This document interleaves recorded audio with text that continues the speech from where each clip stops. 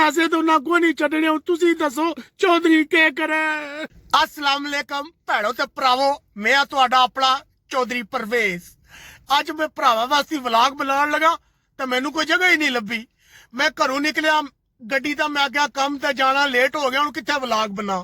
फिर मेन एक shopping centre है, इत्थे गड्डियां खलोतियां, मैं क्या चलो इत्थे ही बना लैंदे आ। अज चौधरी नूं ना तुहाडी मदद की जरूरत है, मजाक ना बनाए चौधरी दा।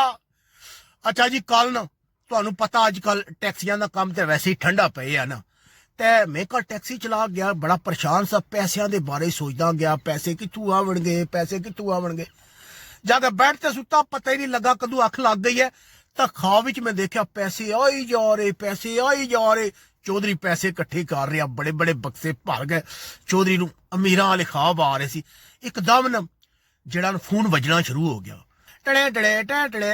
मैं क्या है ये सुबह किदा फोन आ गया, अल्लाह खैर ही करे, सुबह 3 बजे फोन घर वाले दा फोन आ गया, कहंदे ओ चौधरी पैसे भेज।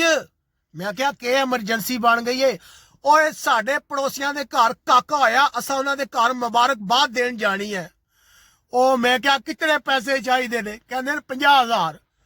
ओ मैं क्या एतरे दी मठियाई काके खादी ते काके नूं ते शुगर हो जाएगी, पैदाइशी शुगर। ओ कहंदे नहीं चौधरी तू भी सीधा ही है, ओए असां मुबारक देन जाना, कोई मठियाई वगैरह लैके जानी है, पैसे भेज।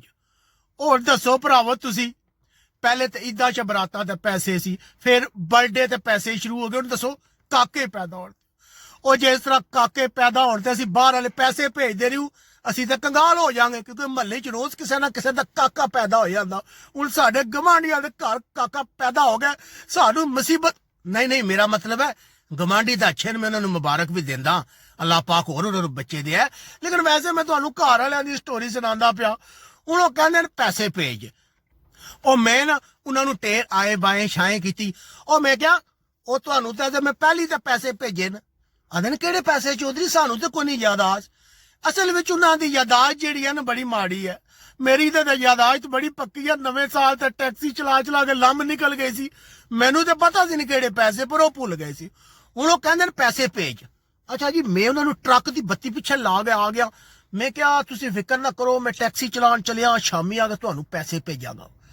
ਹੁਣ थोड़ी देर बाद घरों मैसेज आना शुरू हो गए बच्चों के, हैलो हो आर यू, तो बड़ स्माइलियां भेजनिया शुरू हो गए, क्योंकि हूँ तो उन्होंने पैसों की जरूरत है। ये तो मैंने पता जे पैसे गए तो दोबारा उन्हें चौधरी नूं कोई नहीं याद करना। अच्छा कोई ऐसा तरीका दसो कि सप भी मार जाए लाठी भी ना टुटे। ऐ मैं सुबह दान जदों दे घर वाले पैसे मंगे ना महीने दूसरी बार, मैं तो नाश्ता कर लगा तो यकीन करो रोटी मेरे अलग तू थले ही नहीं सी जाती पी। मैं अद्धी चाह पीती है, टैक्सी स्टार्ट की, सीधा लैके बाहर आ गया, सोचदा के बड़ेगा।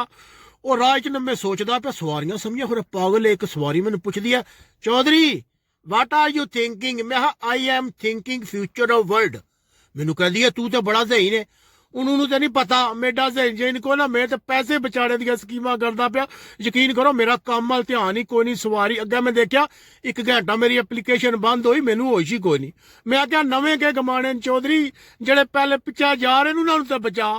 हुण तुसीं भरा कोई स्कीम लाओ, कोई ऐसी स्कीम लाओ, फार्मूला लाओ कि पैसे भी बच जाण ते घर वाले जेड़े ने वो नाराज भी ना होण। हुण ऐसा कि तरीका हो सकदा? अगर मैं उन्होंने आदा मैं एकदम बीमार हो गया, अस्पताल पहुंच गया, लेकिन उन्हें फिर भी आना, चौधरी तू बीमार है कोई नहीं, कार्ड तू पैसे भेज छड़। पैसे तो ना कोई नहीं छड्डने, तुसीं दसो चौधरी के करे।